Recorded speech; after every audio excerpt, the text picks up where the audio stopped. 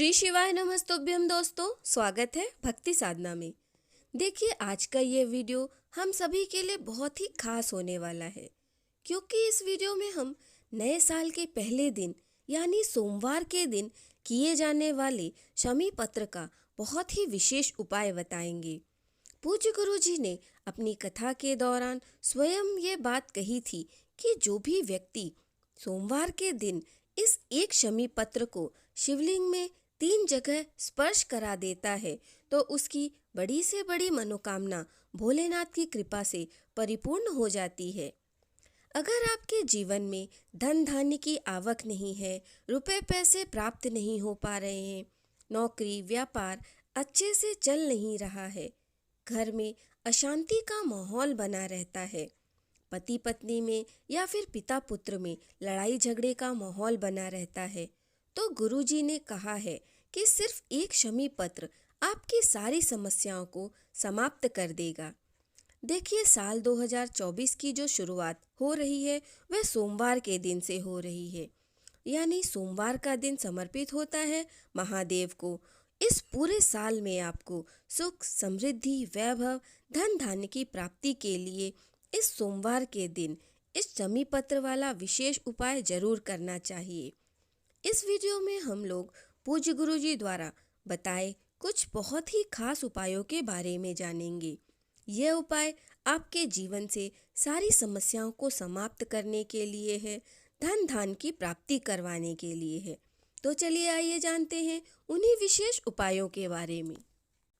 दोस्तों, पहला उपाय जो कि आपको नए साल में अवश्य करना चाहिए, यह शमी पत्र का विशेष उपाय है। इससे आपकी हर मनोकामना परिपूर्ण होती है। इसके लिए आपको 1 लोटा शुद्ध जल ले लेना है। जल आप अपने घर के किचन से ले लेंगे, साथ ही ले लेंगे आप एक शमी पत्र, और यह दोनों सामग्री लेकर आपको पहुंच जाना है शिवालय। इस उपाय को आप सुबह या शाम किसी भी वक्त कर सकते हैं। अब जो आप 1 लोटा जल लेके गए थे उसे आप शिवलिंग के ऊपर समर्पित करते जाएं और ओम नमः शिवाय का जाप करते जाएं या श्री शिवाय नमस्तुभ्यम का जाप करते जाएं। उसके बाद जो आप शमी पत्र ले गए हैं उसे आपको 5 जगहों पर स्पर्श कराना है। अब यह जगह कौन सी है? सबसे पहले आप श्री गणेश जी के स्थान पर इस शमी पत्र को स्पर्श कराएंगे और ओम नमः शिवाय का आप जाप कर लेंगे।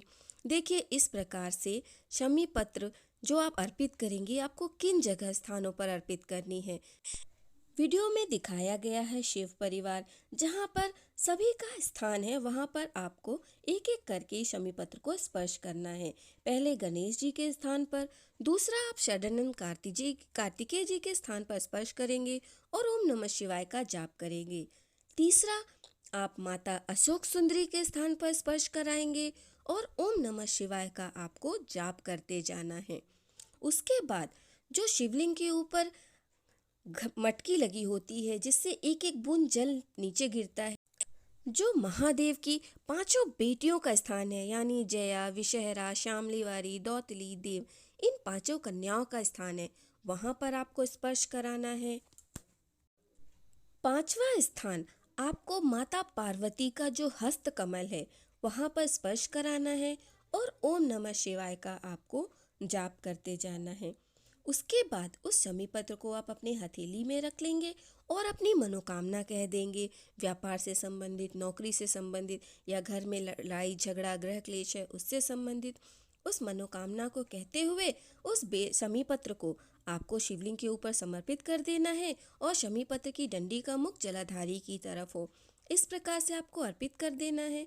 महादेव की कृपा से सोमवार के दिन अगर इस शमी पत्र को आप शिवलिंग में इन स्थानों पर स्पर्श करा देते हैं और अपनी मनोकामना कहते हुए शिवलिंग के ऊपर अर्पित कर देते हैं तो बहुत ही जल्द आपकी हर मनोकामना महादेव की कृपा से परिपूर्ण हो जाती है।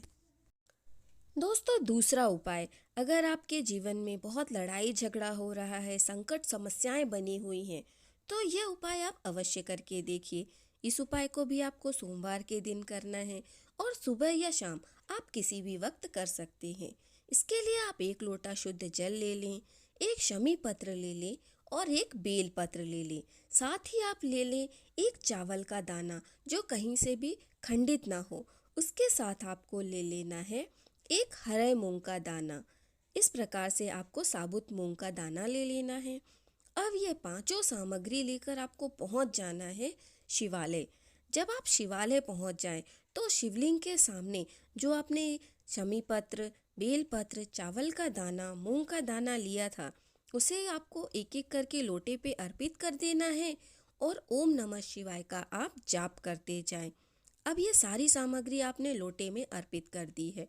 अब इस लोटे के जल को आपको शिवलिंग के ऊपर अर्पित करना है और अपनी मनोकामना महादेव से कहनी है।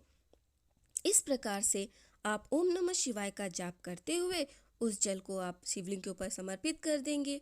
फिर जलाधारी से जो जल नीचे गिरता है उसे आप उस पात्र में एकत्रित कर लेंगे और उस जल को आप अपने घर ले आएंगे और अपने घर में पूरी जगह उस जल का छिड़काव कर देंगे और अपने परिवार को और स्वयं सबको इस जल का आचमन करा देंगे। महादेव की कृपा से बहुत ही जल्द आपकी हर मनोकामना पूर्ण होती है और घर में जो भी संकट, समस्या, विघ्न, क्लेश हैं वह दूर होते हैं। दोस्तों, तीसरा उपाय, अगर आपके शरीर में गंभीर रोग हो गया है या कोई व्यक्ति बीमार है, उसके लिए यह उपाय अचूक है। आपके ले लेना है एक लोटा जल और साथ ही आपको ले लेना है एक बेलपत्र। बेलपत्र कहीं से भी कटी फटी या खंडित ना हो। बस ये दोनों सामग्री लेकर आपको पहुंच जाना है शिवालय। जब आप शिवालय पहुंच जाए तो जो आपने एक बेलपत्र ली थी उसे आपको अपनी हथेली में रखनी है और अपनी मनोकामना कहते हुए शिवलिंग के ऊपर समर्पित कर देना है। बेलपत्र की डंडी का मुख जलाधारी की तरफ होगा और कुंडकेश्वर महादेव का स्मरण करते हुए आप उस बेलपत्र को शिवलिंग के ऊपर समर्पित कर देंगे। फिर जो एक लोटा जल आपने लेके गए थे उसे शिवलिंग के ऊपर समर्पित करते जाएंगे और ओम नमः शिवाय का जाप करते जाएंगे। उसके बाद उसी पात्र में आप वह जल एकत्रित कर लेंगे और जो आपने बेलपत्र लिया था उसे ले लेंगे। अब वह बेलपत्र और थोड़ा सा जल आप महादेव से औषधि स्वरूप मांगकर अपने घर ले आएंगे और कुंडकेश्वर महादेव का स्मरण करते हुए आप उस जल का आचमन कर लेंगे और बेलपत्र खा लेंगे। और अगर आप किसी बीमार व्यक्ति के निमित्त कर रहे थे तो उस व्यक्ति को आप उस जल का आचमन करा देंगे और बेल का सेवन करा देना है। यह उपाय आप 7, 11 या 21 दिन लगातार कर लेते हैं तो महादेव की कृपा से आपके जीवन में जो शरीर में जो भी भारी से भारी रोग हो गया है वह बहुत ही जल्द दूर हो जाता है। दोस्तों, मेरे द्वारा बताई गई जानकारी अगर आपको अच्छी लगी हो तो वीडियो को लाइक करें, चैनल को सब्सक्राइब करें, कमेंट में हर हर महादेव लिखें।